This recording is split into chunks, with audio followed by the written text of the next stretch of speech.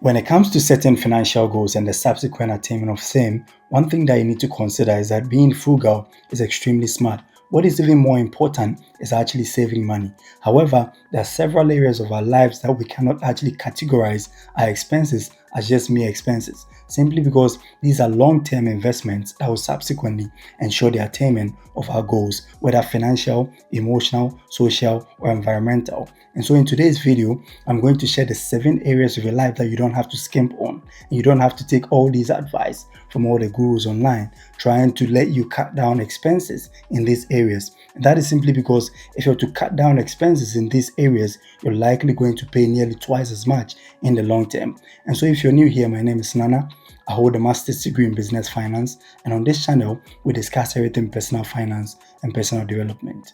And so without further ado, we go to the first point, and that is your health and your fitness. What you need to know is that your health is your wealth. So for most people out there at the beginning of the year, what they do is that they set New Year's resolution. And according to a research, about 95% of people who set New Year's resolution have their resolutions actually centered around losing weight or getting in shape. But for most people, they do not really focus on that. Sometimes it is as a result of financial constraints or things that they cannot do simply because their income does not really support that goal. But one thing that you need to know is that your health and your wealth are positively correlated. And so the more healthier you are, the more likelier you're going to be wealthy. And so you need to think about this. Anytime that you sacrifice your health, what you're doing is that you're also limiting your chances of becoming wealthy. And so focus on these goals altogether and then sacrifice to make sure that you're keeping your health balanced as opposed to your wealth, in that you're not sacrificing one at the expense of the other, or you're not pursuing one goal at the expense of the other goal. So what you can do simply is to focus on the production capability. Now, in the 7 Habits of Highly Effective People, Stephen R. Covey goes on to prescribe one thing. He says that anytime that you set goals, focus on the goals, all right, but try as much as possible to also focus on the production capability, or the things that would actually ensure the realization of that goal. And so in this case, if you set goals to actually save more money or to become wealthy in the long run, don't do that at the expense of the production capability, which is in this case your health. And so try as much as possible not to skip that doctor appointment or going to see the dentist or doing anything likely like exercising or hitting the gym, which also increase your chances of staying healthier, which also in the long run affect your ability to earn altogether. This brings us to the second point that you need to consider, and that is your sleep. So for most people out there, what they do is that sometimes in a bid to earn more, they trade their time, and that usually comes out of their sleep, in that they sacrifice a couple of hours of sleep in order to earn more money, like driving Uber or anything that is likely to bring in some additional income at the end of the month. But what you need to know is that earning more at the expense of your sleep would in the long run actually present some form of greater disaster than the amount of money that you're likely going to earn throughout your lifetime. So try as much as possible and then get any sound sleep, usually anywhere between 7 and 8 hours on a daily basis. And you have to do that probably in the night. And that is simply because, according to research, shift workers for the avoidance of doubt are people who work from 10 p.m. to 4 a.m. Shift workers are likely on average to reduce their lifespan by at least 15 years. And so if you stay up through the night from 10 p.m. all the way to 4 a.m. working actively, you're likely going to lose 15% of your years. And that is simply because of your inability to sleep within those hours. And so what you have to know is that your wealth is actually tied to your ability to have some sound sleep, according to research. And so try as much as possible to get a very comfy mattress, a very comfy pillow. Try and then get a place that is extremely soundproof and that has limited light coming in, and that will ensure that you get enough sleep, and that also increases your chances of earning altogether in the long run.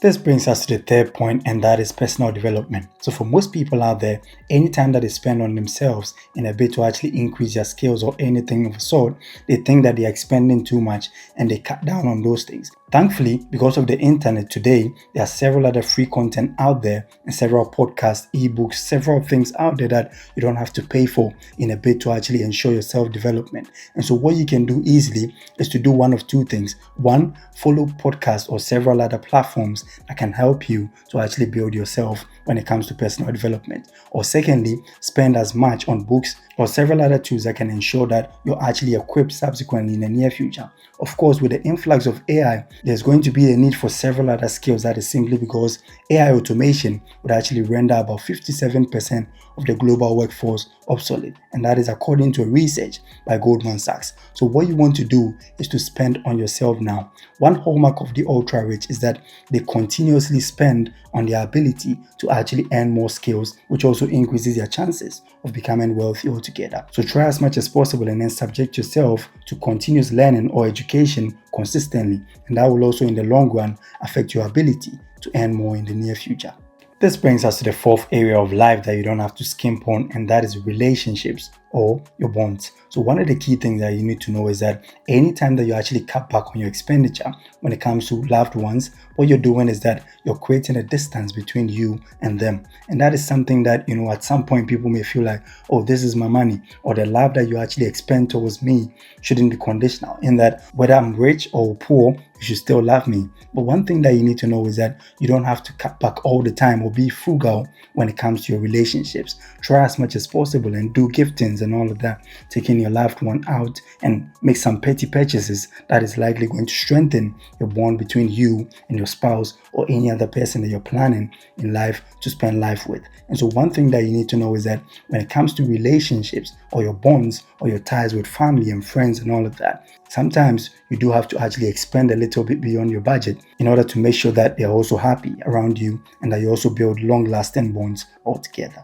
This brings us to the fifth area of life that we don't have to skimp on, and that is time-saving services. So for several years, I questioned one thing. Why would multi-millionaires and billionaires pay people tens of thousands and even hundreds of thousands every year to do little things like, taking care of their pets or keeping, their garden in shape and all of that? Why can they not do these things on their own? And imagine if you were to walk every single day your dog for 1 hour, that would not really cost you that much.